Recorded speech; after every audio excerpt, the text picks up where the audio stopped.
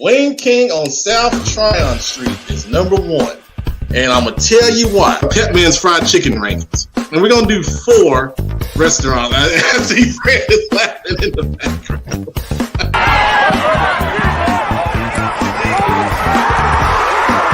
My sound off is actually about, I'm going back to the Panther fans. And you know why?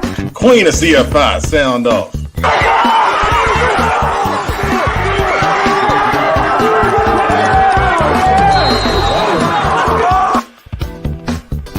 So much disrespect with mighty Coach Bills, and I'm here to sign off that.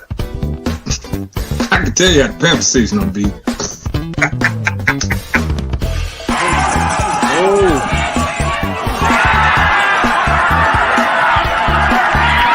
Oh, I got a rule in life, man. There are a couple rules I live by in life.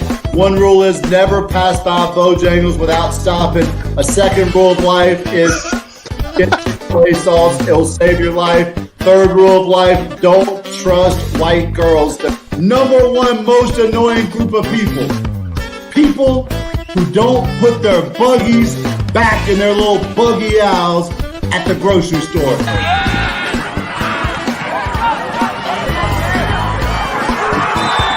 Touchdown, Nation Falcons! Where did I agree to get 211 text messages a day about the election? What did I agree to get calls every 7 seconds?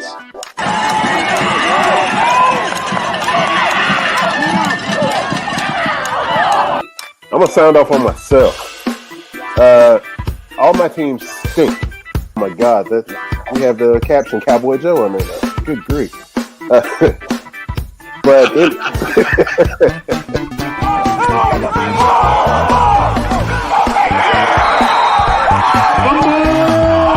Charlotte Football Insider Football Focus Weekly.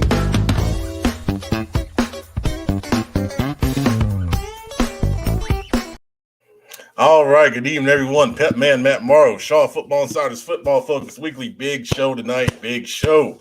All right, we're going to get it started. We're leading off the show with West Virginia offensive coordinator Gerard Parker, who we are very excited to speak with tonight. We're going to go ahead and bring him on right now. All right, Coach, how we doing tonight? Great. How are you? Doing good. Thank you so much for taking time out of I'm sure, very busy schedule, being an offensive coordinator for a D1 program.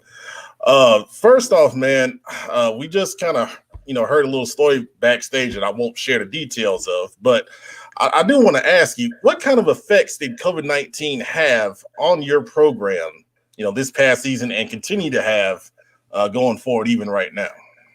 Yeah, I think, it's affected each and every one of us worldwide, countrywide, and all that. And I think for us specifically, as with everybody that's went through this together in the college football world, specifically at West Virginia, we, like anything, there's residual effects, Matt. And I think that the biggest piece we've seen is we built and got into this profession, especially me and my wife. We got into this profession to change lives, to change our lives, to be able to see and meet and be around staff members and players from all different areas of the world and walks of life and backgrounds, and spent time building those relationships. And COVID robbed us of that. We weren't able to build relationships and take care of our players and do the things that I believe are the right things and the right way to do this.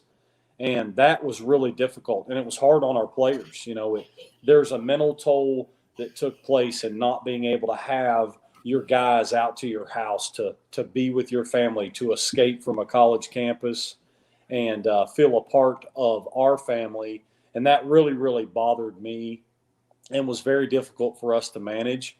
And then, like anything, the development, we're a developmental program. Coach Brown, our head coach, prides himself on this organization being that, and it's something that we believe separates us. And when you remove the ability to develop the way you want to because you can't get around your players the same way from last March to the beginning of season, it really took its toll as well, and it didn't allow us to kind of get our sink our teeth into our program and build it the right way, which is by spending time. And so those were our biggest 2 takeaways, and it is really something we're mending right now to continue to build relationships with our players and do it the right way. Absolutely, Coach. I mean, it's taking a toll so much, here in North Carolina, like we were just talking about. We're just now getting into week 1 of the football season, which is unbelievable. But that's where we are, man. Everyone's trying to make the best of the situation, we're presented. You talk about building relationships. That's going to lead me into talking about recruiting.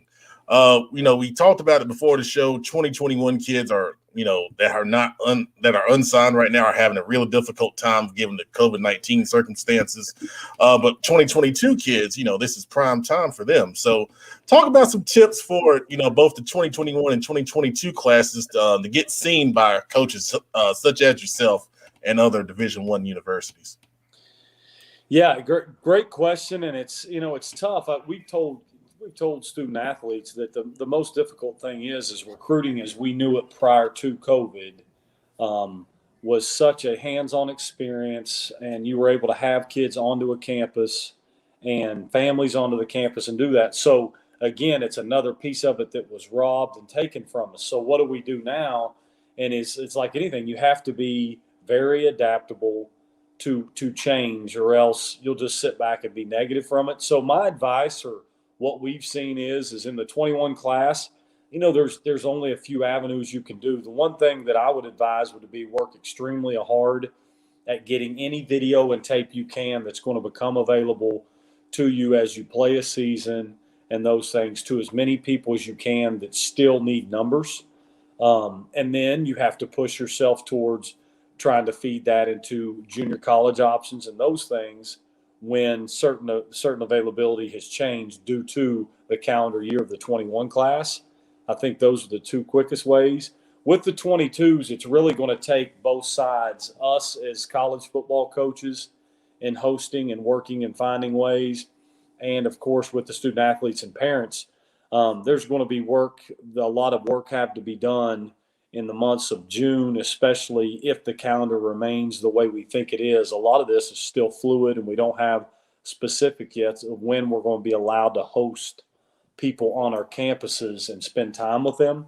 So from that standpoint, the 22 class, in my opinion, really has to do a great job of investing in the Zooms and Google Team and these things that allow us to still build relationships with face-to-face contact and the use of FaceTime, and not relying on text and phone calls that just does not allow us to be as personable.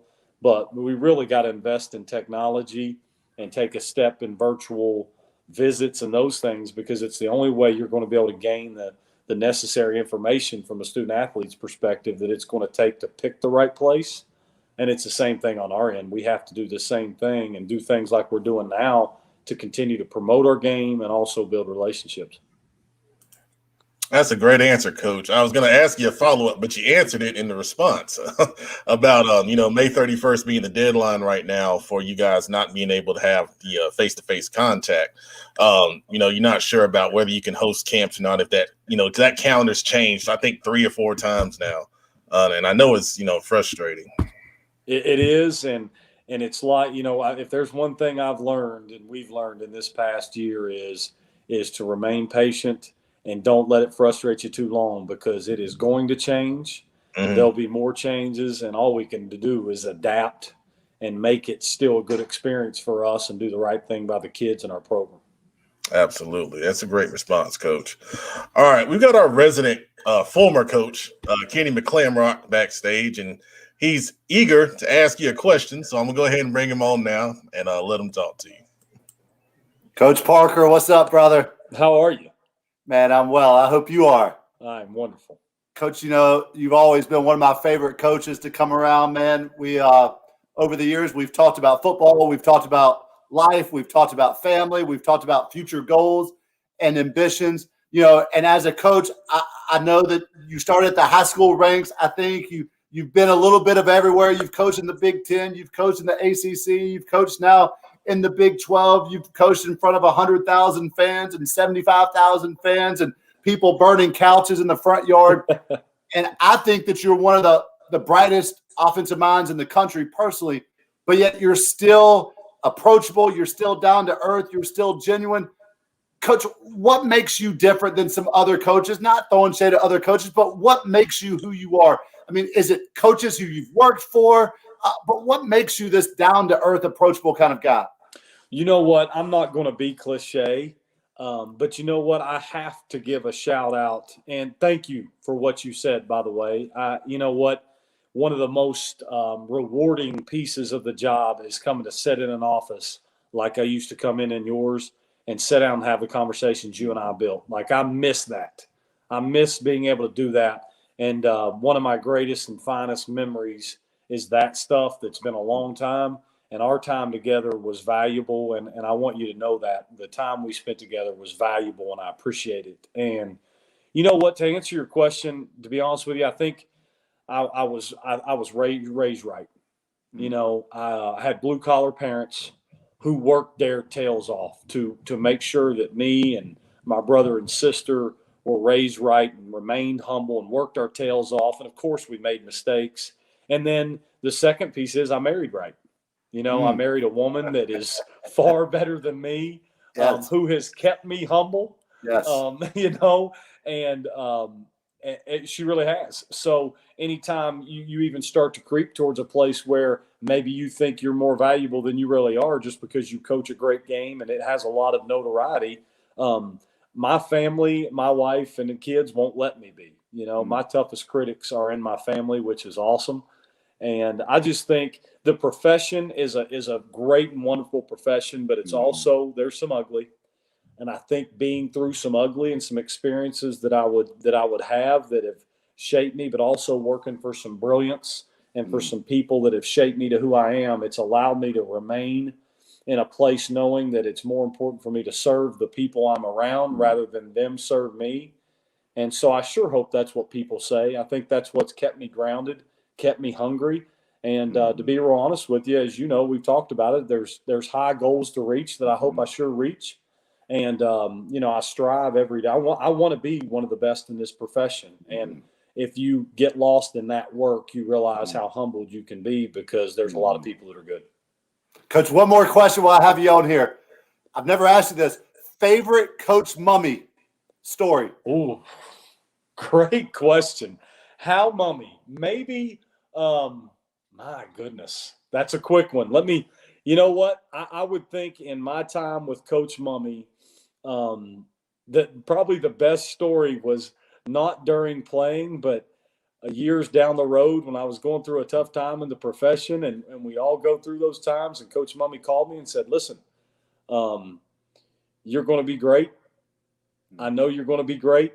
Go do something crazy and way different than anybody you'll think you'll do, and I promise it'll work out." And I wish I had his fearlessness because he would take chances in the profession and do things way different than a lot of people would assume. And I don't know if I have his nerve, but just I hung up the phone and smiled like, you know what, it's all good no matter what, because you have people like that. So that's a good story for Coach Mummy. Thanks, Coach. Yeah. Thank you, Kenny. Appreciate it, man. All right, Coach. So as Kenny alluded to, being one of the best offensive minds, you know, in the country, to be honest with you, what is your overall offensive philosophy up at West Virginia? Well, the first one is I'm very fortunate to do this with a head coach that is one of the best offensive minds in the country, and his records say that and those things. Our relationship goes back over 20 years. So to be able to do it with Neil Brown, who has remained humble and has absolutely done things for our program and our family in one of the toughest years in the history of being a college football coach and a head coach. Just what he's done and his humility has made me better. So I think that's the first piece. I think that being around him has made me better. And I think our overall philosophy that's come together as a full staff and he and I together is just we want to do a great job in every phase, of course. But I think the thing that we value the most is we want to be known for an offense that can play fast, is fast-paced, highly competitive, to get the ball and use every piece of 53 1/3 sideways and push the ball vertically. And I think that when you do that, you create a pace and a style of football that people want to come watch And then student athletes want to come play in an offense where they know they're going to catch a lot of balls. We're going to hand it to a lot of fun people different ways. We're always pressing to look for different ways to do things. And I think that's fun. I think it's fun for our following to watch and see us grow it and improve it. And again, I think it's a style that lends itself to be fun to come play in. Absolutely, Coach. I was watching some video kind of getting ready for this, and I was almost late coming on the show just from enjoying the highlights and things that I saw, man. Last question for you. Talk about your path to becoming, the OC at West Virginia. We have a lot of different younger coaches that aspire to be where you are right now. And just kind of talk about the road, that you have to travel, because I know it's a bit of a winding one for sure. Sure. And I think, probably more than anything, I feel very proud that it was a long, windy road and a good climb. Because when I got out, I'll be brief because I'm getting too old now. But you know what? I started my first job was in high school. I coached high school football at a 1A level in Kentucky back towards home for 2 years. I wanted to get back in and go learn more and thought I really would end up hopefully being a head high school football coach. I went back in GA in 2007 at the University of Kentucky where I played. And when I did that, I got to GA for the offensive line position, something totally out of my comfort zone. I was very fortunate that Jason Simpson at UT Martin, who's still the head football coach there, hired me to coach running backs, a position I never coached again. I moved on from there to Marshall in 2011-12, and that's the first time I recruited the Charlotte area. In 2012, and there I went to Purdue and was there for 4 years as the tight ends coach and receivers coach. And from Purdue, I ended up at Duke with Coach David Cutcliffe, who's a Hall of Famer, and was there for 2 years and got to touch that greatness. And then to Penn State with Coach Franklin, one of the best in the country. And then now here has led me finally to being able to have a chance to be at West Virginia and to be an offensive coordinator. So that's kind of the timeline. And the reason that I think it's been really good for us is again, we've taken steps the right way and worked for those the right way. So that's been my path to get there. And I tell young coaches and guys all the time, people would ask how they want to kind of streamline their career. And it's pretty simple. It's be extremely, extremely relevant in keeping up with being great at whatever you need to know, being where your feet are and doing a great job around the staff that you're around. Those people are going to be the people that talk about you the most to colleagues moving forward. And then you still have to have the balance of also dreaming very big to become great and get where you want to go as well. So it's having that balance. That's been my path. That's excellent stuff, man. That's excellent stuff. I mean, a lot of coaches think you can just come in and just go right to the top, and it don't work that way. Not even in high school, especially not in college, for sure. Coach, I just want to tell you before we end this, the best piece of what you said was, having a wife that, you gave that lovely compliment to, and hopefully she sees this and can really appreciate it, because I tell you, it's hard to find someone that's supportive of that kind of lifestyle for sure, and that's really special. So once again, man, I want to thank you so much for coming on tonight, and hopefully we can do this again when you guys really get going into the fall and everything. Yeah, amen. Listen, I mean this. I really, really enjoyed this. And really appreciate what you all are doing to continue to promote the game of football. So thank you all so much. Absolutely. Thanks, Coach. We appreciate it, man. Okay. You all take care. All right. You too. Have a good night. You too. All right. That was West Virginia OC Gerard Parker. Appreciate him coming on the show with us tonight and sharing, some really good information. We'll cut that up. He has said some really good things about recruiting. I thought that, some kids and parents need to hear about, especially. We're going to go ahead and bring in the crew and see who we got here tonight. We're not 100% right now. Still got some people on CP time. That's all right. That's who Joe Hughes. Joe Hughes. Cowboy Joe. It's a big night if Cowboy Joe was here. My goodness. Week 1, baby. Week 1. Your buddy Shea Butter will be on in just a minute. So it'll be nice to have that reunion, and we'll be sure to put you guys on solo so you can have it out like you always do. All right. Like an old school wrestling promo. He's got the toboggan. He's ready to go. All right, hey, we gotta be serious now. Week 1, we gotta be serious. No more joking. All right. So we got an update on the fan limits for outdoor sports. It's been a big story the past couple weeks, of course. I'm going to share the story from Nick Stevens, who does a great job up at our high school OT to kind of summarize what came out today. And I'm going to get that on the screen right now. All right. So pretty much the summation of this is we can have 30% capacities now in outdoor stadiums, which eliminates the 100-person cap. Indoor sports can also have 30%, but there is a hard cap at 250 people. So first off, I want to just get you guys' thoughts on that. Kenny, I'll let you lead on that. Well, yeah, I think it's about time. I think it's the best decision that Governor Cooper has made, maybe in his 4-year tenure, but that's my own personal belief there. But we know that the statistics, the studies are saying that it's safe.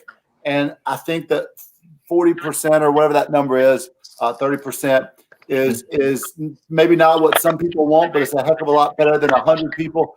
I wish that the hard cap for the indoor sports would have been passed a little bit sooner. There were a whole bunch of playoff parents who did not get to see their sons and daughters play their last basketball game last night. I don't think that was right, but I'm glad that he's finally taken steps to move in the right direction. This is good news. Yeah, absolutely. Brandon, what's your thoughts on this? Step in the right direction. You can't always, given the circumstances, you may not be able to please everybody, but it's definitely a heck of a lot better than, 100 people. And, there are a lot more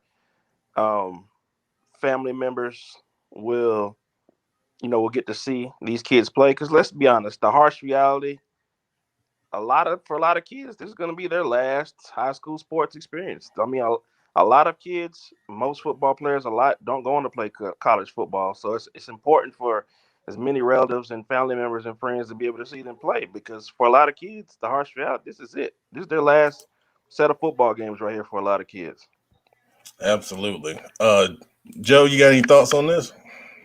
Yeah, I was talking to a few different ADs during the course of the day today, and their main thing is we're ecstatic. We actually are going to be able to make some money. We're actually going to be able to make something other than $25 here, $50 there. It's just a good feeling for everybody. Absolutely, man. From the I'm wearing my Booster Club hat. It is exciting to think that we could make a little bit of change, as you said, Joe, and try to support the kids and the things that they need. But this is something that I think with time, hopefully it continues to grow a little bit more as we get on into the deeper spring, and because we got an extended season this year. We're going deeper. I think we're playing through the end of May, maybe even into a little bit of June. So when we get into those spring sports and we're outside and getting the baseball and softball, and that was another thing that came up was, those fields have really small bleachers. So you're looking at 30% of the small bleachers, like at softball at Harding, we have like one set of bleachers there that are really small. And you're talking about 30% of that. That's actually less than the 100 that they had previously. So that's been a point of contention a little bit. People, trying to decide, what is the rule, for a situation like that. So, we're not done with this issue, but as everyone, said earlier, that is a step in the right direction. And I'm glad to see, there is some resolution, to that, because I know it was a passionate issue for a lot of people. And that's what we need to do. I mean, everything with COVID-19 has been stressful already, and it's good to see some compromise, given that the numbers are getting better, which is, a great thing for sure. So good deal on that. So now we're going to get into some football things.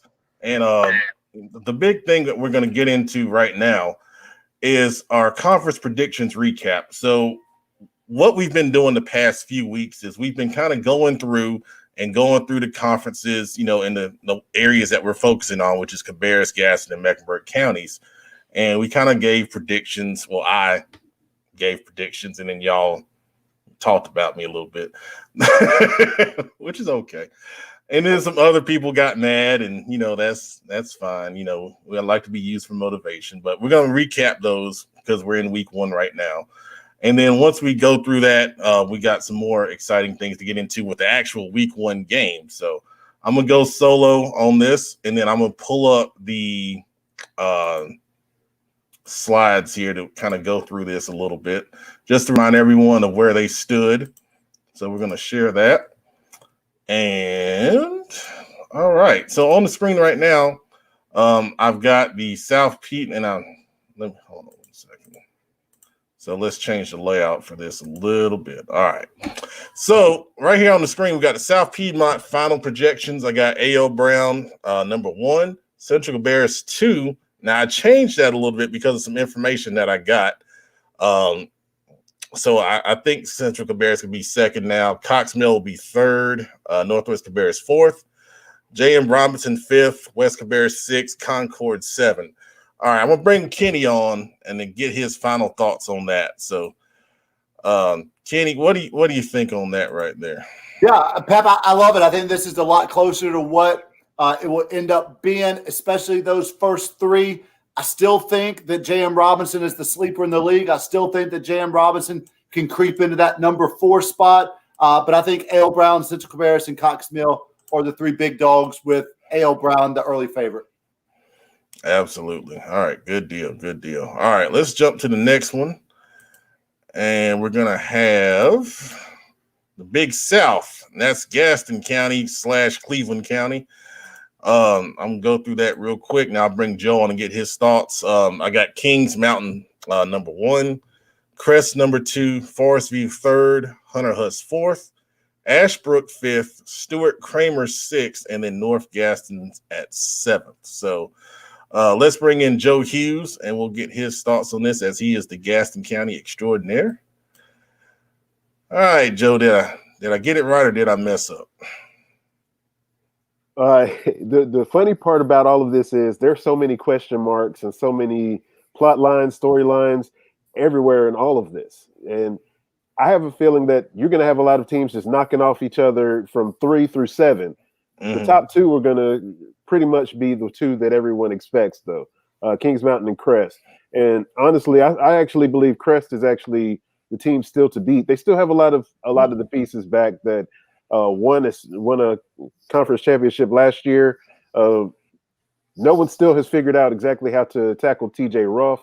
Oh, I will say that the Kings Mountain defense, if anybody's going to do it, it's going to be them. You still got Day Wilson. You still have Javari Rice Wilson, Chance Cannon at linebacker. They still have a lot of ingredients that are going to cause a lot of problems for everybody in the Big South. So whether it's 1-2 or 2-1 or Crest, Kings Mountain, Crest, it doesn't matter. Those 2 are the two teams that are going to be the ones that are likely to represent the conference. All right, good deal. Excited to get into Gaston County a little bit this year, man. It's going to be good stuff. All right, let's go with the next one. Thank you, Joe. All right. The IMEC. Oh, boy. All right, so I didn't change anything with the IMEC. We still got Vance, Mallard Creek, Huff, Lake Norman, Mooresville, West Charlotte, Hopewell, and North Meck. So now, since we've got him here, and he's been gone for a while, and y'all have been asking me, where is he? Did you kick him off the show? What did he do? No, we didn't kick him off the show. We love him. Our very own, the illustrious Coach Billups. Hey, they all got kick off. Huh? I didn't tell you about that one. Say they got kicked off. Gee. Oh man. No, I'll go ahead and explain myself. And Pep know this because he's been around me when I get in football season mode. I can't just can't take 1 foot. I go all in.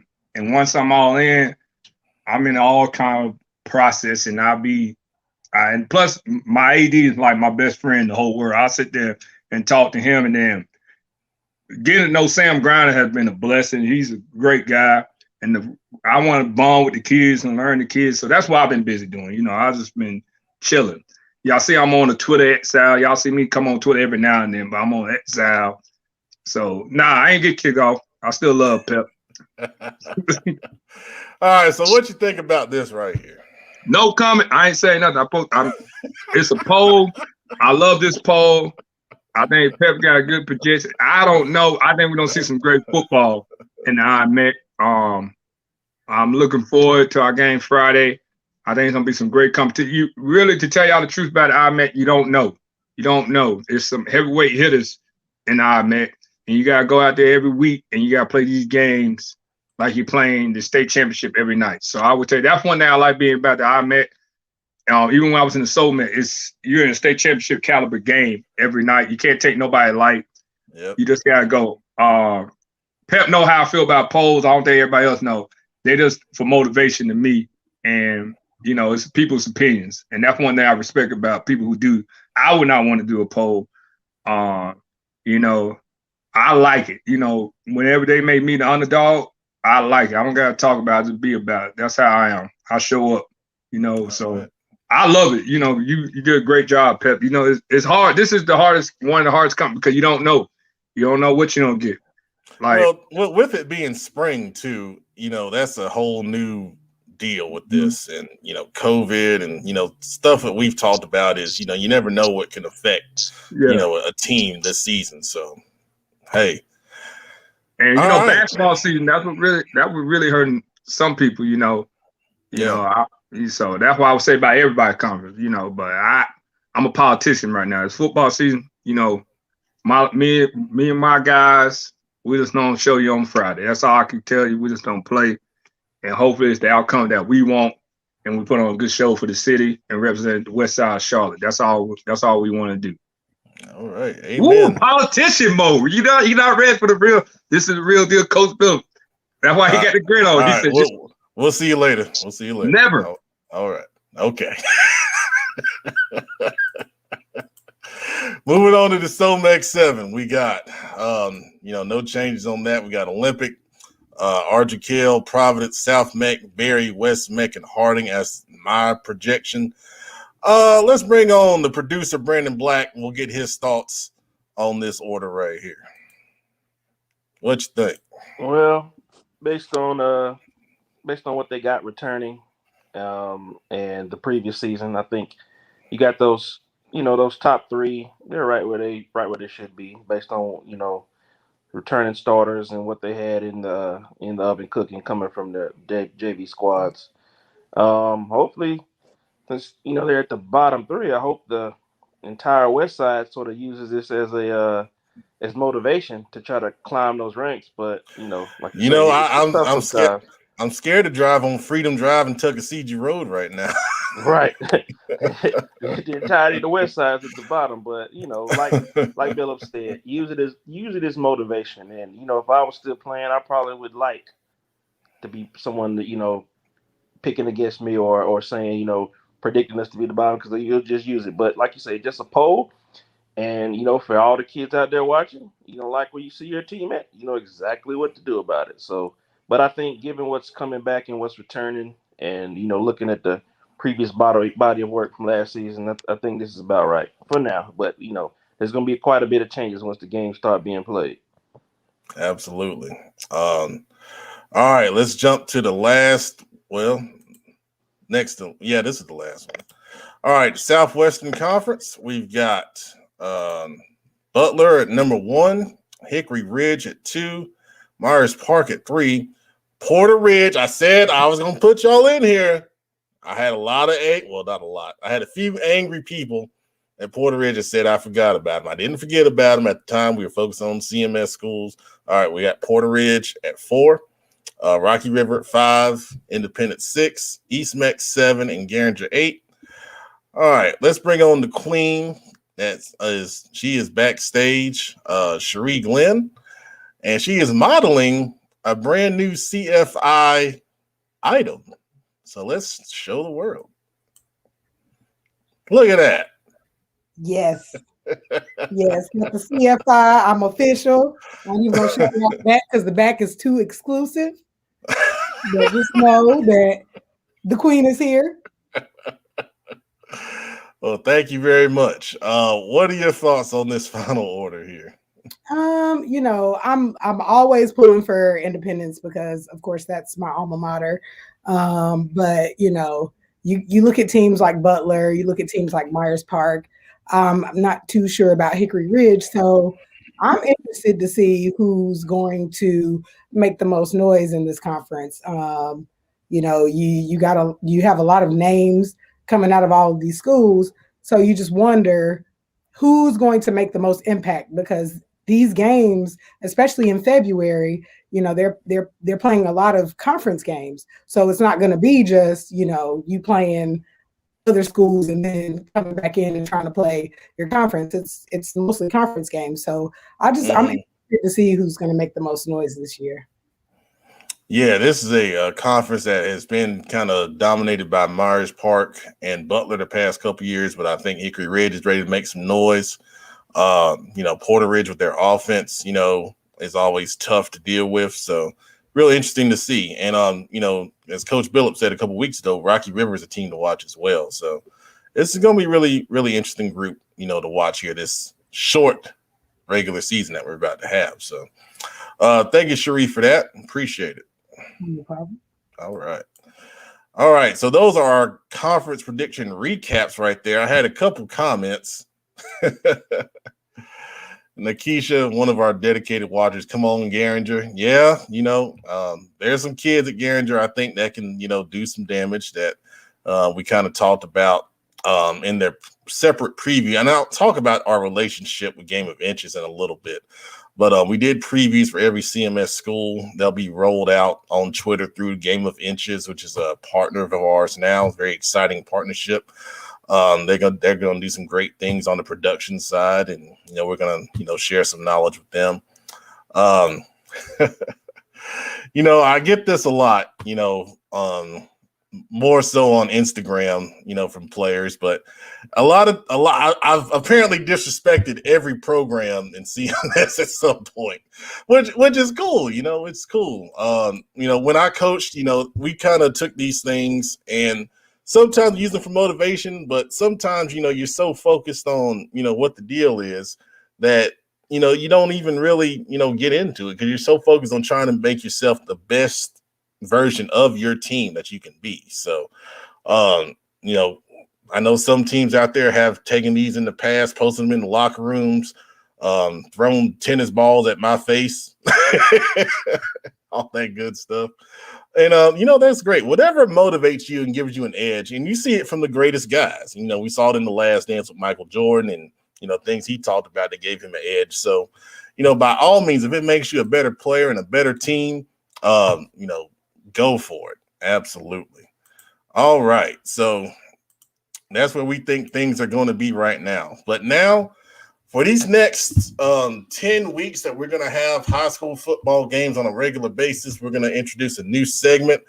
And this is our way of talking about everything that's going on. And we're going to call it the Blitz. And in the Blitz, we're going to talk about every single game in Cabarrus, Mecklenburg, and Gaston counties. We're going to give you a quick breakdown of that game, something that you need to look out for from each team. We're going to start this, and I'm going to get it on the screen here. We're going to start it with Cabarrus County. And when we do Cabarrus County, Kenny McClamrock's the man because he, obviously knows a lot about Cabarrus County for some reason. I don't know why. But we're going to start the Blitz with him. And we got it on the screen. These are the Cabarrus County games. I tried to do the best I could of getting information on where these games are being played with the weather this week. Kind of crazy, but Northwest Cabarrus and A.L. Brown been moved to Thursday night. Kenny, what can you tell us about these teams? What can we expect here? I think once again, A.L. Brown is the team to beat in the conference. I think A.L. Brown rolls. I think they roll big here, and I don't think it's close. Hey, honestly, Eric Mormon over at Northwest Cabarrus, new head coach, former North Mech head coach. He's got a couple of guys from that North Mech staff with him. They lost a lot to graduation, obviously, with Coach Gentry moving on over to West Cabarrus. So, like you said, you have to look at this. You have to figure A.L. Brown's a big-time favorite. They're playing tomorrow night at A.L. Brown.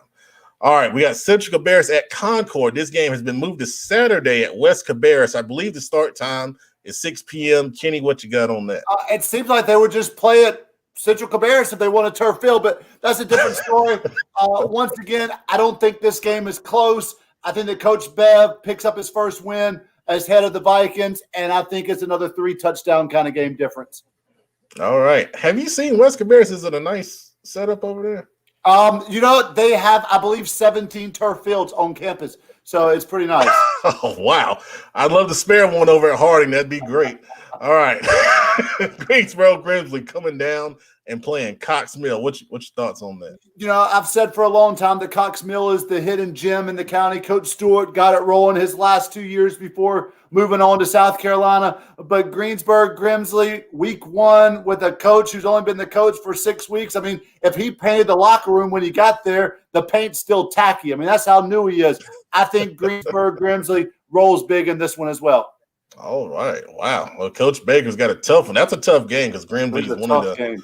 Yeah, they're one of the top teams in the state right now for sure. The game of Cabarrus County, West Cabarrus at J.M. Robinson. I know you'll be there. We'll talk about it in our Game of the Week segment. Independence at Hickory Ridge also being played on Thursday night now. Once again, I think that this game is not going to be close. I think that Independence has lost so much during the offseason. I think that Hickory Ridge has one of the top 4A teams in the state. They may not be advanced yet, but they're pretty stinking good. They're my pick to win their conference. I've got Hickory Ridge rolling in this one. All right. Also being played at West Cabarrus. This game. Oh, it's at West Cabarrus? Yeah. Oh, wow. Good gracious. Well, I mean, brand new facility. Might as well break it in, right? Get the seats warm. All right. Thanks, Kenny. We'll come back to you on the Game of the Week. All right, going up next, we got the Gaston County games this week. We're going to bring on our Gaston County expert, Joe Hughes, and get his thoughts on these. All right, starting off, we got Berry at Ashbrook on Thursday night over at the Green Wave Stadium. What's your thoughts there, Joe? Yeah, of course, the first game of Coach Darius James taking over the program, hoping to put in his image. He plans to employ more of a spread concept, one that actually allows his team to showcase more of its skill set, which is they have a whole lot of speed, a whole lot of athleticism. But they also have some kids that actually have some size to them too in the trenches. So I'm eager to see exactly how that works. I also wonder exactly how their field is going to turn out because talking to their athletic director last week, it was basically a quagmire. So we shall see. Good gracious. And then Barry has a lot of excitement, that good JV team that's moving up. I'm probably going to be there on Thursday since the Harding Rams basketball team also in the first round, disappointingly. But anyway. That's probably where I'm going to be at too with how everything has kind of turned out. It gives me a chance to cover the girls basketball game at Ashbrook, then hightail it right over to the football game right after. No, good deal. Awesome, man. All right, we got North Gaston at Hunter Huss. That's been moved to Thursday, and they're playing at Stuart Kramer. Of course, Kramer has turf. So what's your thoughts there, Joe? Yeah, that's going to be a fun game as well, because no one knows what is going to happen with anything. You have a lot of guys that at North Gaston that have been in new spots, being asked to do new things. At Hunter Huss, you have a brand new coach as well, and you're missing guys like Dontavius Nash and Zoe Wallace, the Gaston County all-time leading passer, is no longer in the fold. So that's going to be a fun game, in part just because everything is just going to be so surprising and be so new. Yeah, and you got two new head coaches in North Gaston's Justin Clark and Coach Thompson at Hunter Huss. So former teammates in North Gaston. Oh man, that's awesome. That's a great storyline right there. Yep. All right, we'll talk about Burns at South Point later on in our Game of the Week segment. That's the game of Gaston County. We got Forest View at Crest. That's an interesting matchup right there. And that was actually Thursday. So Thursday. Okay. All right. But we'll update that on the run. Yeah, I'm kind of looking forward to that one as well because of the fact that we've already kind of discussed about Crest and what they bring to the table. Still a very big team, very fast, very athletic, and able to do a lot of the things that you want to do with a football team. Overpower your team at the point of attack and really manipulate talent in space. Forest View, on the other hand, we're trying to figure out whether they can match that. Last year, they actually played Crest really well, and to be honest, should have beat them. Mm-hmm. This year, you have Jamarian Dawkins back in the fold for Forest View. He's actually going to be the quarterback. Cameron Reed is going to be the running back over there. So we'll see exactly how that works. I'm eager to see exactly how it turns out as well. Wow, that's interesting right there. Good deal. Good deal. All right, we got Stuart Kramer at Kings Mountain. This game is moved to Saturday, 6 p.m. at Kings Mountain. What you got on that, Joe? Yeah, it's fun. Again, talking to these athletic directors, it's funny how things kind of turn out for them in that regard. The only thing I knew was Kings Mountain is not going to be playing on Thursday. It's just a kind of running joke between me and Coach Bridges, but that was just something he put out there.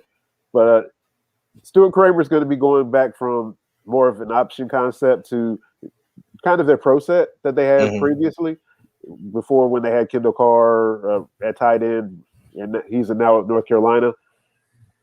But the question is whether they're going to be able to stop that front. It's going to be a fun game to watch because it's a veteran front for Stuart Kramer.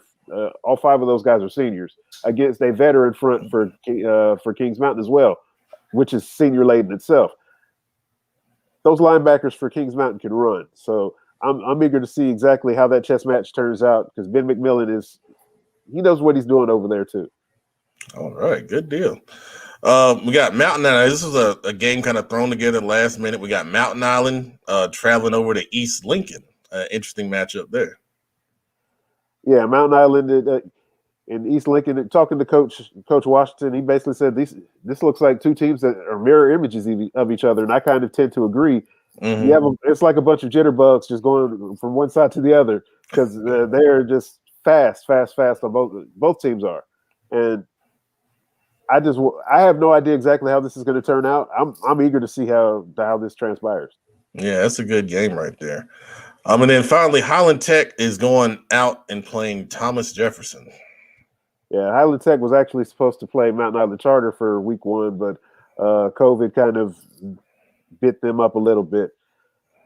Thomas Jefferson, of course, is Thomas Jefferson. They're just going to do what they do. You of course have Dakota Twitty over there, big time target, big time prospect, and they just continue to just win. Mm-hmm. And Highland Tech has kind of struggled as a program. Of course, we'll see exactly how things go with Coach Pedro Truesdale in his first year. All right, good deal. Wealth of knowledge in Gaston County. Great job, Joe. Appreciate it, man. All right, moving on to Mecklenburg County. We got a whole slate of games here, and things continue to change so fast. We're going to bring the producer on, Brandon Black, and he's going to help me go through this. All right, so starting off, Advanced Mountain Creek, we'll talk about them in a little bit. That's the game of Mecklenburg County, game of the week right there. So the first game we'll talk about, Butler, Rocky River. That's the game we're attending on Friday night. That game is on Friday. I've confirmed that with the Rocky River AD. Of course, we talked about Butler. Butler has a lot of talent on that roster, some new faces that's come over. It's going to be interesting to see in week 1 how fast they integrate together. I'm really excited to see that. And then for Rocky River, of course, Coach Gray's got some great returning players. They've got a couple new faces over there. A lot of excitement in that program. These are guys that kind of have grown up with Coach Gray over the past couple years. It's a big-time matchup in the Southwestern Conference. Brandon, you got anything to add on that? Microphone. Butler is synonymous with just for quite a while. you can almost say it since they've been in existence, synonymous with being, pretty good, pretty much a powerhouse year in and year out. But I think Rocky River, with like you said, with the guys they got coming back there, got something to prove and can almost deem them. You could probably throw the sleeper label on them. They're gonna sneak up on some people, so it'll be interesting to see how it turns out. But we'll see how it goes. Yeah, and then in these Friday games, you got to talk about the weather being a factor here. Butler with that experienced offensive line, Rocky River's got a big offensive line as well. So it's going to really come down to how well those guys, play in those ball control situations. You're going to have to move people and then probably play a little more conservative, given the weather conditions.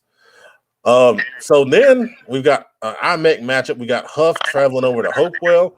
Of course, with Huff, you got so much talent, and it's kind of the same situation like we have with Butler. You got some new faces in there. You want to see how fast those guys, get integrated into their offensive and defensive schemes. I expect Huff to kind of lean on some more veteran guys. I see your comment, Coach. I got you on that. They'll probably lean on some veteran guys, in the initial, setting, given that we got such a short period of trying to get integrated into offenses. I expect, Tad Hudson, to obviously have a good game there. Curtis Neal on the defensive line, expect him to have a huge game. I know he's hungry to do some things. Hopewell, typically, in the past, we've known them to be kind of a spread offense. Given the game conditions, they may lean a little bit more towards the run. Stanley Reed and DJ Maltzby as a running back quarterback combination, will play a big part in that. And then defensively, allowing the big plays over the top, that's one of the things Huff has really had success with over the past couple of years. For Hopewell, to have a strong chance, they can't give up, big plays, on a regular basis. Brady, got anything to add there? I think you covered it. I think you covered it pretty much on that one. All right, good deal. All right, we got Lake Norman going and playing West Charlotte, and I just got an update. We got an inside scoop. I don't know how, but they are going to play this game at Garinger on Friday night. Of course, Garinger has some turf field, Waddell's grass, so that makes some sense. Lake Norman in that offense, flex bone type offense. If you don't know what that means, they're going to run the ball a good bit. We've talked about their offensive line, off and on this off season. Really big guys. They control the line of scrimmage well. Peyton Davis and Jake Johnson, help, kind of push that engine. And the quarterback, Anthony Lamone, does a great job in kind of orchestrating things. And on the defensive side of football, with Will Souter, Krishawn Shepard in the secondary. They got a lot of returning guys.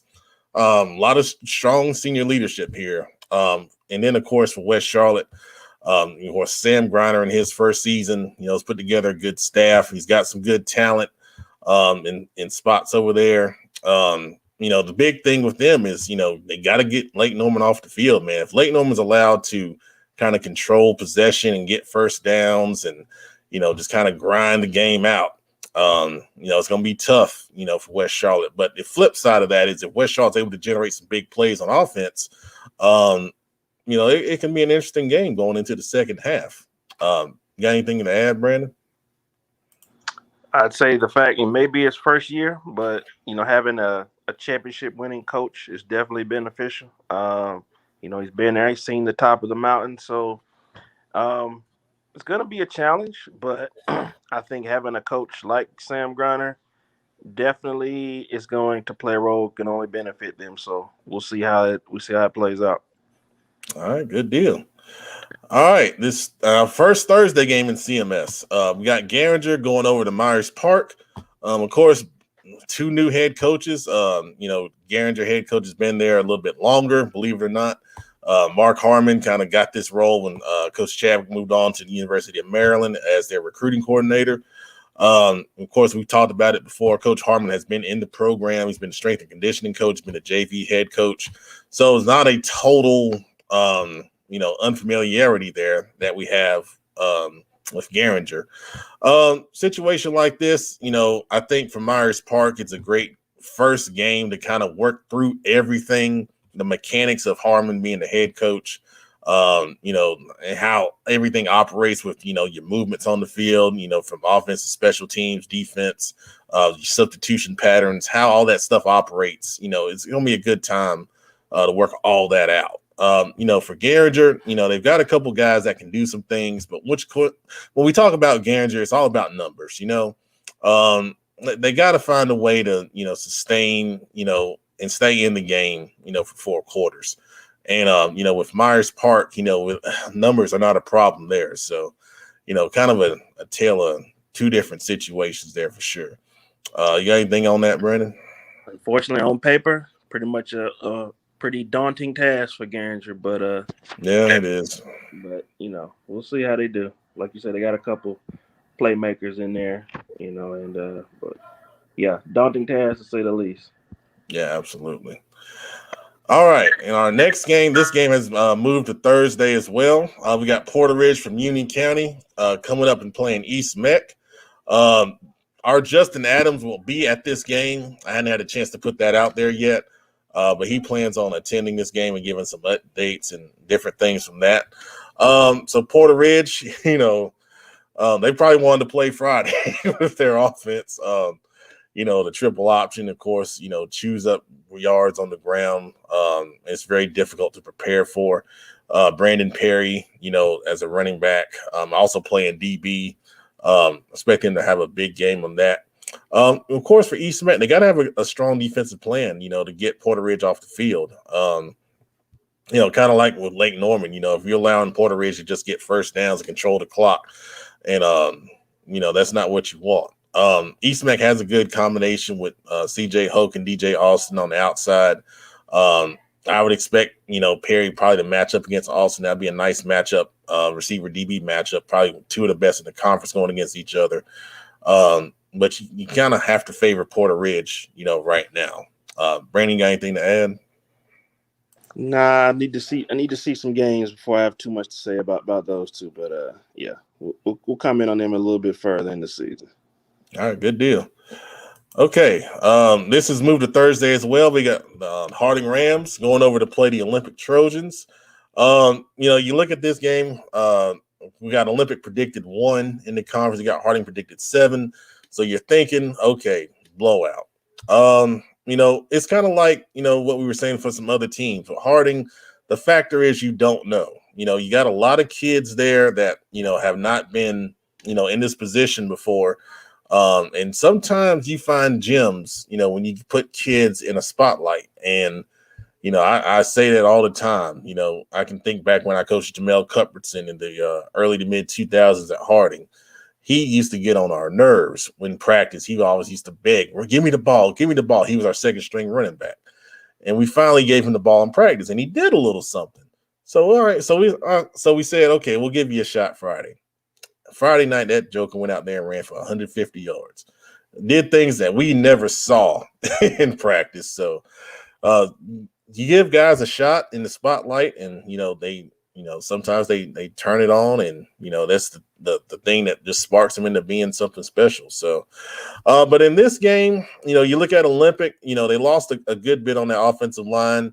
I want to see how that offensive line performs and comes together. We know in the skill positions they're strong with Sean Bowles, Cameron Smith, and Cam Kennedy, forming a mini version of the triplets, SOMEC 7 style on the offensive side of football. Brandon, got any thoughts on this game? Known that X factor, Harding can actually use that to their advantage. The fact that you really don't know, what to expect out of them. There's a lot of turnover, a lot of change, a lot of young guys who are stepping in positions. They're gonna have to, that can actually play into their advantage potentially. And they're like you said, unfortunately, on paper, things might favor Olympic, but that's why games aren't played on paper. So, we'll see what we have at Harding. I think there's a chance for a lot of young guys to step up. So I think it's a play in their favor. They get to start out with a good team right off the jump. So, I think this is good for them actually to start out with a good team and, see what they have. All right, good deal. Okay, the next one, we got I almost call this a CFI fan face-off because some of our most dedicated people come from these 2 schools. We got RGK going down Park Road to take on South Meck. We got RGK predicted second. Of course, they're the defending conference champions. They got a new quarterback in Jack Curtis that's going to come in and take over the reins there. They got, of course, a lot of talent. Josh Johnson on the outside, Brooks Stancavage as an athlete, kind of all over the field. And then the two linebackers, Trevor Collins and Mr. Bauer on that side of the ball. And then South Meck, they finished, 0-11 last year, but they put in a lot of work in that program. We've got them predicted in the middle of the conference right now. I know they're excited to come out there and do some big things for sure. I'm really interested to see how, the new South Meck quarterback will perform. We know the defensive side of football looks good, with Matthew Reddick, Panos Burlow's playing some on that side of the ball. I think he'll play some running back also. Takai Moss in the secondary. This is right now it's being played on Friday. Don't have an update on that, so I'm assuming that we're still going to stick with that for now. Justin Adams plans on covering that game on Friday as well, so we'll have some coverage from that game. But Brandon, you got any thoughts on this matchup? I think with the close proximity of the schools, that rivalry factor in there. I just got this feeling that outside of that top game, the Vance and Miller Creek, I feel like this might be our second best game as far as the excitement and what comes out of it. I just got that, especially when you got, two schools, like you say, they're only going down the road to play. So I feel like I got a good feeling about this one. It's going to be a good one. All right, good deal. All right, in our last Mecklenburg County game, we've got Providence going over to take on West Meck. Right now, that game is still scheduled for Friday. Haven't heard anything differently. Providence, probably doesn't mind playing on Friday. They that big offensive line, Connor Drake, Jalen Brooks leading the charge there. Jamar Price at the running back spot. I saw a little bit of West Meck scrimmage, Mountain Island Charter, and I'll tell you, the defense is fast. They're a fast defense, so I expect Providence's game plan to be to pound it at West Meck to see how well they hold up, in the run game, and that's going to be the challenge for West Meck.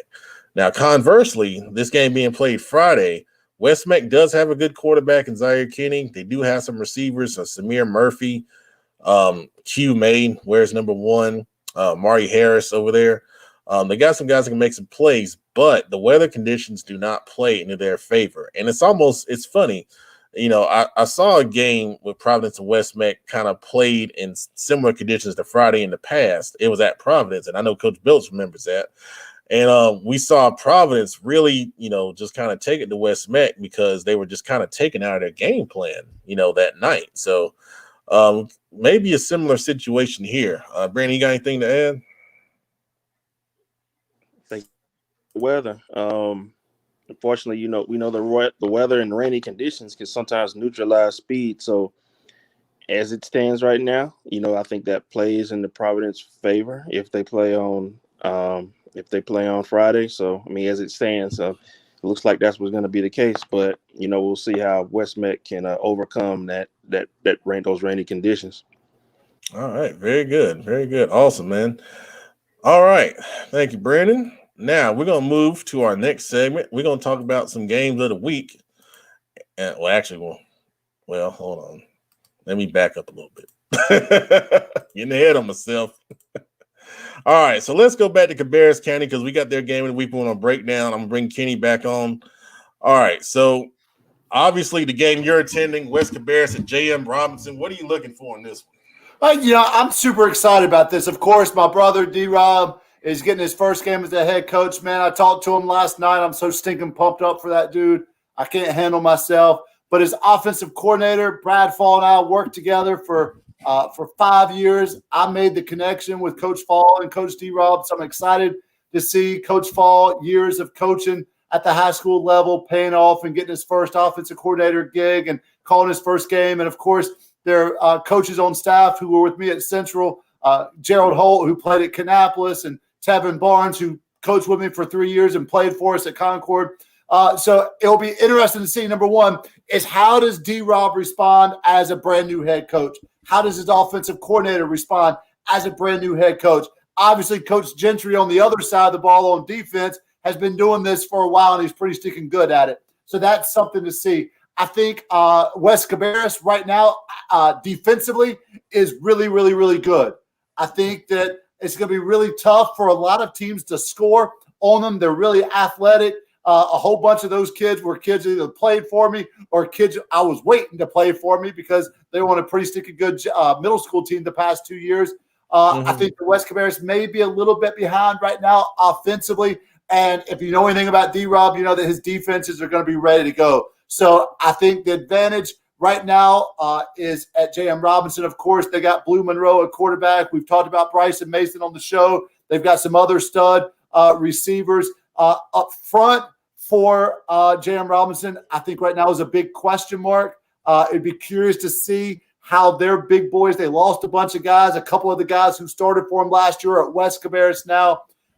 It'll be interesting to see how those young guys adapt. And then, honestly, Wes Cabarrus is ginormous. I mean, their kids are as big as any Charlotte school right now, and they're 9th through 11th grade. You know, once again, I think Wes Cabarrus is the team to beat down the road. But I like D-Rob's chances. I like J.M. Robinson's chances. And I think they start off the year 1-0. All right, good deal, man. I ain't nothing else I can add to that. I'll be a little bit late. I'm getting my COVID shot at 6. I said, Coach, man, you moved the game to Thursday. I got to get my COVID shot. So I hope to get there by halftime, and that's the best part anyhow. So we'll see what's up. Yeah. The one thing I do want to say is, I saw, Coach Gentry build Northwest Cabarrus. I'm thinking back to when I saw him in a scrimmage, it's got to be 5 years ago now at Rocky River. And, they were young, but you could tell they were well coached. And, you could see where that program was going. So I don't have any doubts. And, he's going to get Wes Cabarrus to a good spot as well. So, he's got a great coaching staff and, like I said, a lot of athletes. It'll be interesting to see how they do this year with their senior class. All right. Good deal. Thank you, Kenny. Appreciate it, man. All right, let's get to the Gaston County Game of the Week. That is Burns at South Point. I'll bring back Joe Hughes, and we'll get his thoughts on that one. Joe, what you got on Burns at South Point? Of course, South Point's going to – there's no secret, no frills, no gadgets, no gimmicks. The Redbone offense is what they do, and they're going to continue to pound the rock and pound it. They're going to go with their 3 yards in a cloud of dust. Will Reinhardt is going to be their quarterback. Of course, Hunter Hogue is going to be one of their main fullbacks for this year. But the thing that's going to work against them is they're going up against a speedy defense that they're big and they're fast up front. VMI recruit Dorian Starnes. He's a solid player, and he's just a hustle guy. If you watch his huddle tape, the first play that came up is him actually chasing down a South Point player from 30 yards downfield, catching up with him about the 35, 40-yard line. So, yeah, I actually think that Burns actually has a good shot at this game. But, of course, you can't count out South Point ever in anything. So it should be a good game to watch. Yeah, I just met Coach Devine not too long ago for Burns. He's a really good guy, man. He's been there a little while. He's done a really good job. They had that team deep in the playoffs last year. So it's a good matchup, man. Excited to see how that turns out. Indeed. All right. Thank you, Joe. All right. And I'm going to say that I think this is the game of the world. Vance at Mallard Creek is our, of course, Mecklenburg County Game of the Week. And I'm going to bring on the Queen, because she's going to be there. So let's get her thoughts, on this game. And I'll kind of give, my 2 cents on this as well. So obviously the hype around this game has been tremendous. I think every media outlet in North Carolina is going to be there in some shape or form or fashion. I just saw a big highlight guy, Next Gen Highlights out of South Carolina. I saw he's going to be at this game. So there's going to be some crazy, type of highlights, coming out of this game. Vance, obviously the defending state champions. They knocked off Mallard Creek in the second round of playoffs. Big win at Mallard Creek. I've heard a lot of different things from Mallard Creek folks about that game. To have this game week 1, I mean, they are salivating at the chance to try and get, some get back, at the Cougars. So this is going to be a really, as much of an emotionally charged atmosphere as you can get with the lack of fans that we're allowed to have. But I think the two teams are really going to be ready to go. It's a ton of talent on both sides of the football. You look at Vance, of course, they have to replace Power Echols and Stephon Thompson at the linebacker spots. They got some good guys there. The defensive speed is incredible. I saw a couple of highlights that they posted online. That's not going to change. Coach Hackett's going to be very aggressive on offense. The interesting thing, on defense, not offense. But the interesting thing is going to be, the Vance offense going against that Mallet Creek defense. Of course, Coach Palmieri leaving. He was a defensive guy.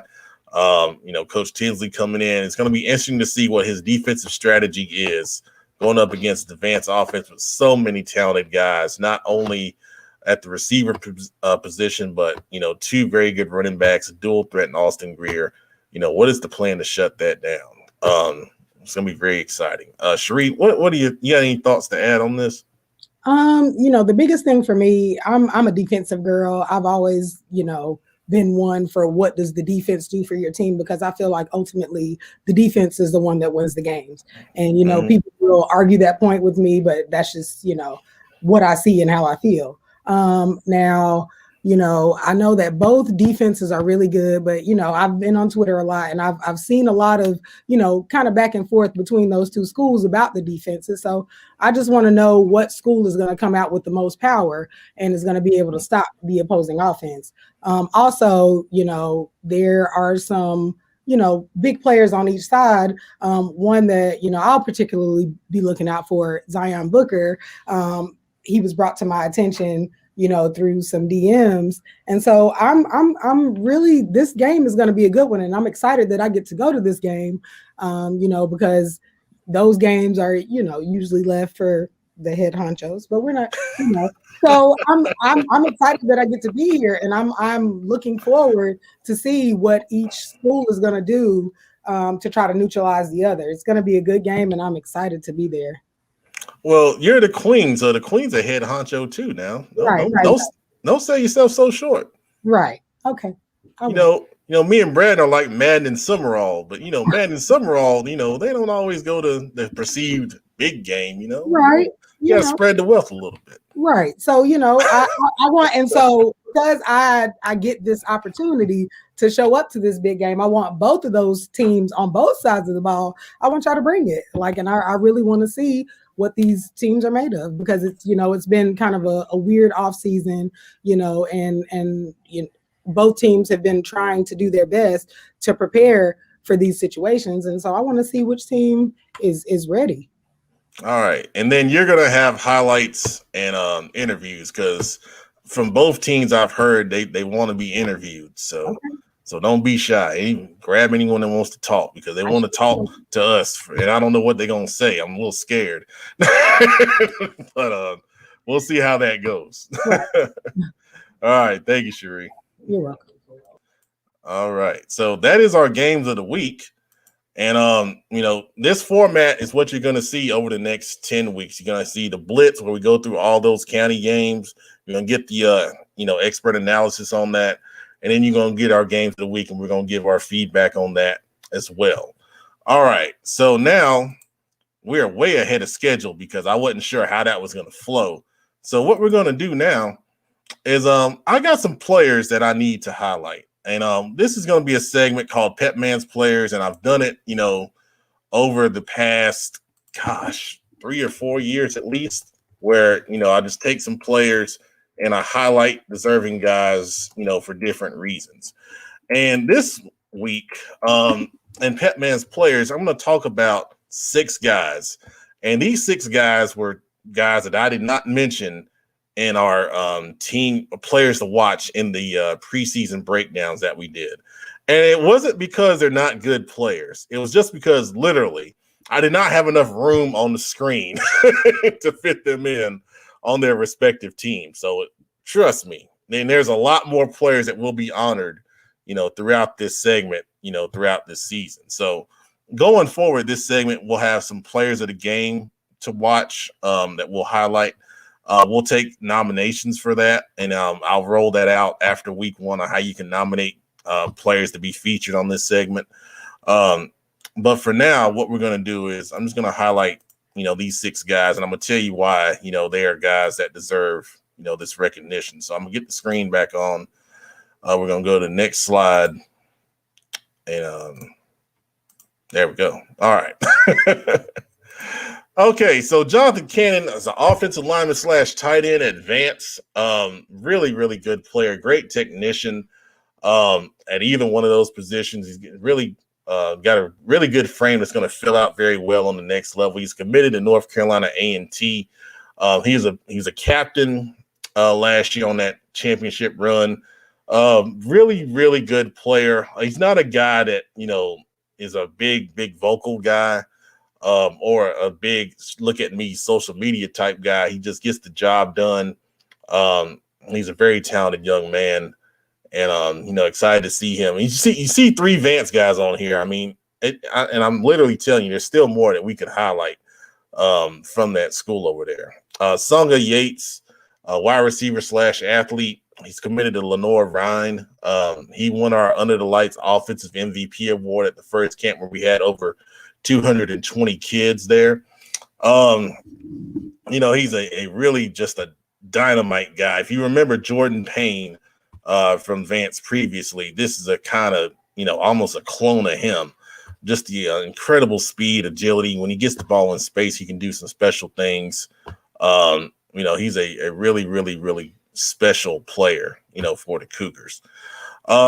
And then Zarion Jackson, he's a defensive lineman, Under the Lights defensive MVP at that first big camp we had.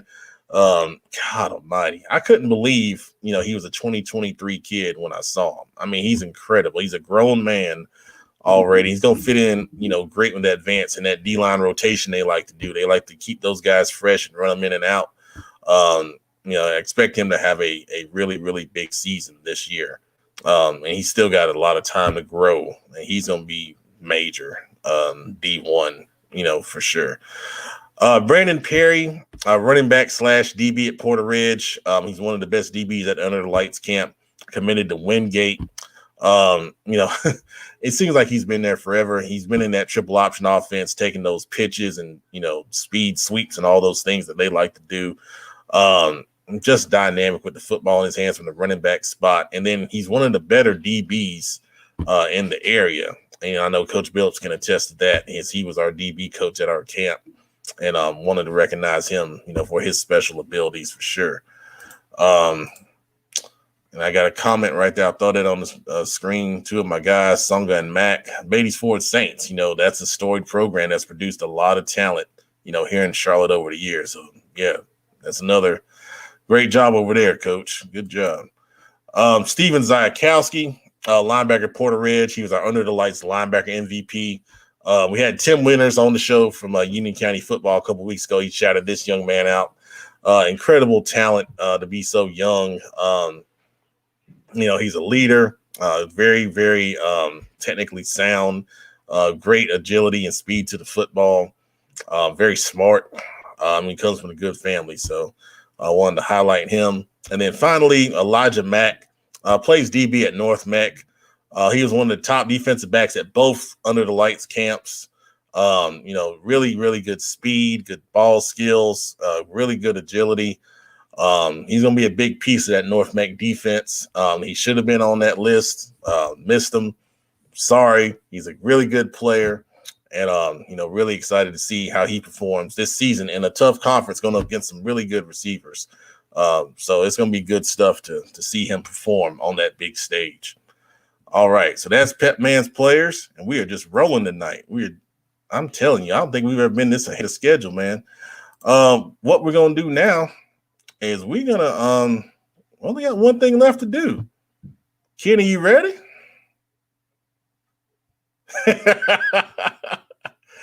He's ready. Here we go. All right, guys, you know what it is. It's bright and early tonight, 8:53. Why are we early? Because it's freaking game week, and we can't wait to get to game week. We ain't got time to be online. It's time for some football, baby.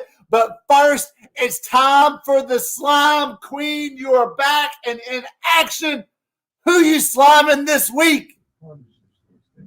Well, okay, so I'm actually going to slime, and I don't want anybody to take offense to this when I say this, but I'm going to slime the Naomi Osaka fans because she won against Serena Williams to go to the championship. She actually won the Australian Open title, and good for her. And I'm glad that she has won that, and she's going to be dominant for years to come.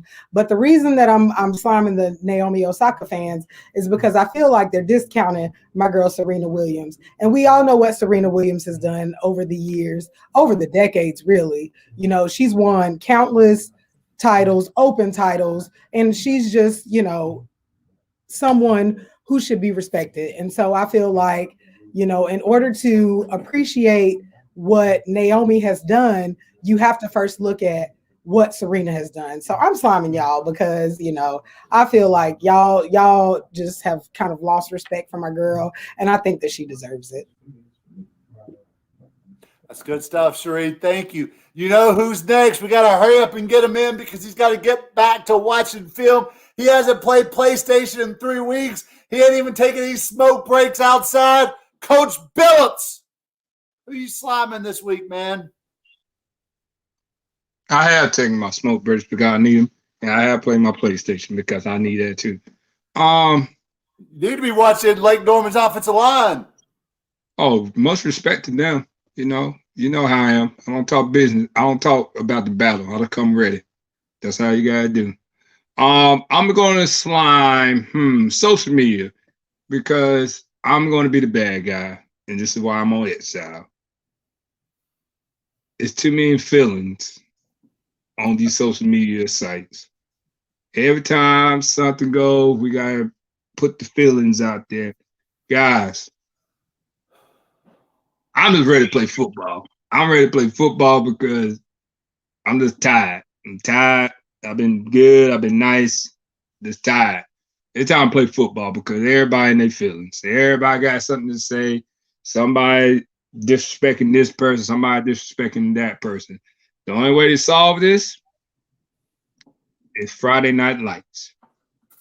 When our kids go out there and do the things that we have taught them, and we go out there and encourage them and coach these kids up. This is why I do. I love coaching football, but I think that's one reason why I stay off social media because, Lord Jesus, every coach mad about something. We all mad about this and that. I want to slime social media. Like Jasmine Sullivan said, please don't forget to pick up your feelings. And please, everybody, be safe. Beat these teams that you think you're going to beat. And just go out here and be successful. Let's do it for these kids. I can't wait. I can't wait to enjoy it and just be out there and battling with my coaching staff and my kids and just having fun. Just seeing some good old-fashioned football. And we just stop tweeting about what people sleep on. And you can't ban the pet man. Remember that. That's what I'm talking about. Coach Billups, know that the Dub C, man, I'm pulling for you guys. I hope you guys do it big this season. Producer Brandon, man, who are we sliming this week?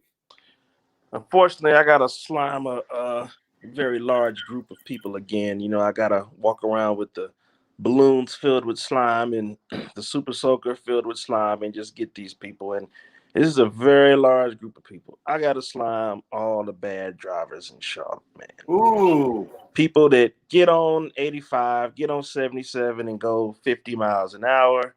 Or you're holding up the light because you're trying to send a text message. You're trying to apply for a mortgage at the intersection and you're just holding things up. You're driving down the road. You're swerving because you're trying to finish that whole cookout tray while you're driving. It's just really annoying, man. People who don't know how to merge on the traffic. The list goes on and on. I probably would need my own show. I probably would need my own segment just to talk about how much all the crazy crap I see. But that's fine. I see you do something in your car. As soon as you get out, guess what? You're getting a water balloon of slime or a whole bucket if I got it. That's what I'm sliming. All of them. You know, well, I'm about to change my slime now, producer Brandon. You took who I got. I might save those people for a later time, though. We've got him on tonight, the pride of South Carolina, the Gaston County guru, Cowboy Joe. Who you sliming, man? And Coach Billups is an acceptable slime. I'm going to slime the microphone. That sure was about to be it. Because I haven't been on to harass him for about how many weeks? 2, 3, 4. Yeah. It's unacceptable, but yet you're going to take it. Get slimed.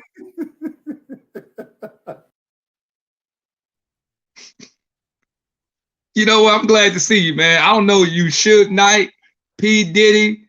I don't know you, Jaggy Edge, and you shooting Step Out in Heaven video. I don't know what's going on, but I'm just glad to see you. You're my guy. So I'm just, hey, say whatever you want to say. I'm at peace with you. But all these feelings, I'm not. Just as long as you don't call me Shiny Suit Man, I'm good.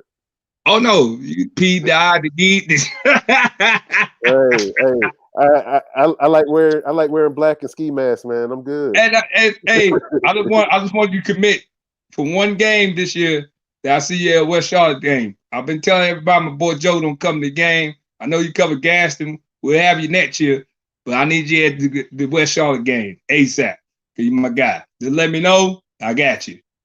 Hey, you know I don't promise anything, but I will certainly try. I don't want you to promise because we know the same people, and that's funny. Mm-hmm. Y'all, Yeah. this is how small North Carolina and South Carolina are. We just be talking, and somebody popped up. I said, "You know Joe?" And oh my God, it's Lord Jesus, it's just too small, you know. But he's my guy. I'm just glad to see you. Yeah, indeed.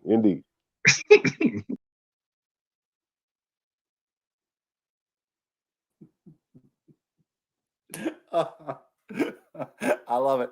Thanks, Joe. Pep, you're up next. Who are we sliming this week? The microphone's got to be slimed everywhere. Yeah, man, I'm telling you, I caught it. I tried to catch it before you saw me. But I'm gonna slime this dang on weather.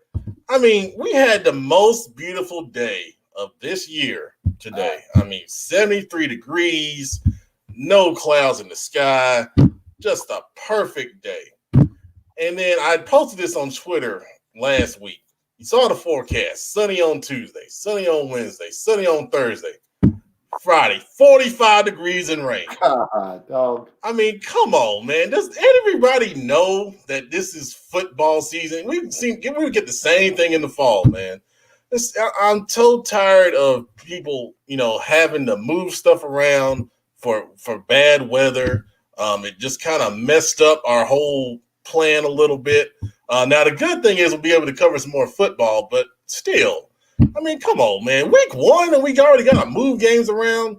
Then get out of here, weather. You get the slime, man. Go on somewhere. Thank you, Miss Moten. Appreciate it. Thank you, Kenny. Yeah, I've got kind of similar. I'm going to slime a large group of people. And once again, it's probably mostly social media. But I went to my favorite restaurant right down the street. It's called Red's on Union Street. JoJo, he does it right up there. If you're ever in Concord, right on Union Street, the Food Line Shopping Center. It's where we used to go and celebrate after victories, and it's where I used to go to think bad thoughts when we didn't do so well on Friday nights. But I walked in there last night to pick up my meal, and at the bar area, I'm waiting on my food, and I hear some knucklehead. He points up to the television, and he says, "Yeah, I bet he was probably on painkillers when he ran off the road and about killed himself." And some other guy goes, "Yeah, I bet he's nothing but a druggie and a pillhead." Of course, talking about Tiger Woods and his accident. So I'm actually slime 2 different instances, but probably the same type of people. Now, I'm not one, I don't get upset when famous people die. I don't post about it. I don't know them. It doesn't affect me. Like, I feel sorry for their family. I feel sorry for their kids, but I'm not one who posts about it. But people who get on social media and talk junk about people who are dead or in bad situations. You're garbage people, man. Let's just call it like it is. If you celebrate somebody's death, and I'm going back just a few days ago to the people who celebrated Rush Limbaugh's death, I don't care if you like him or not. You're a garbage person if you celebrated it. And you're no different than the people who celebrated Tiger Woods and accused him of being high on pills and whatever else they were accusing. And I'm even talking about the people who said stuff like, man, you think he'll be able to play golf next year? Dude, that dude is in the hospital bed fighting for his life. He is going in surgery after surgery after surgery. He may not walk again. How dare you bring up, will he ever play golf again? Get out of here, man. Just because they're on TV doesn't mean that they're not human beings. Respect them like human beings, and that's all I've got, Pep. Very well said. I agree, man. That's why you're my dog. Very Coach well said. Phillips is more than just a personality on a prep show who changes the way the other prep shows do their show. Coach Phillips is more than that. He's a human being, and he deserves to have the respect that he gets. I'm gonna be honest with you. A long time ago, a couple of months ago, me and my ex-wife had a conversation, and I told her this. I said, as long as I love me and my children love me, I can give two, you know what, about what anybody else thinks about me. And that's the kind of person I am now. Now, a couple of months ago, I was not this person I am now. This, you know, I still get mad about feelings and stuff like that, but opinions, I don't been shot at, I don't been blown at, I don't got divorced, I don't have some crazy stuff going on, and I survive all that. Your words about me, they don't hurt me, player. But I do think that, the Rush Limbaugh stuff did bother me because he has a family. Yeah, he had done stuff to my community and has said stuff about other things, but he still is a human being. And I think that's what we fail as humans sometimes is empathy. Like, I don't want to ever see somebody, my enemy I don't have enemies because I did, they'll be annihilated. All my enemies are annihilated. But that's true, the Taliban, ISIS, that's what I did. I went and kicked doors down. But if somebody I disagree with ever has a problem and they're going through something, I would be compassionate and have empathy for them. So that's a lot of things that's missing in this world today.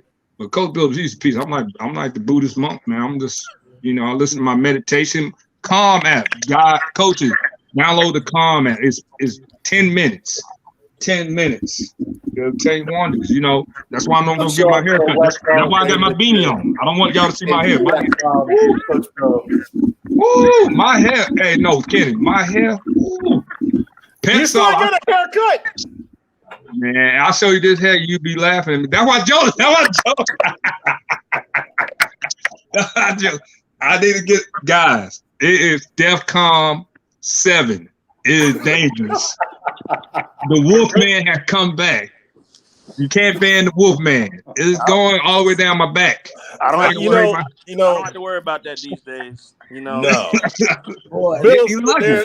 There are several. It's down my back. I can braid it up. I got French braids down my back. Barbershops on Beatty's Ford Road. And anyone watching this knows a connection at the Beatty's Ford Road barbershop. You want some free advertising? We'll come over there. We'll film you cutting Coach Phillips' hair. Because this is a problem. This is a real problem. You know who my hair look like right now? Goodness. I'm gonna be honest. It's a mixture of Sammy Davis.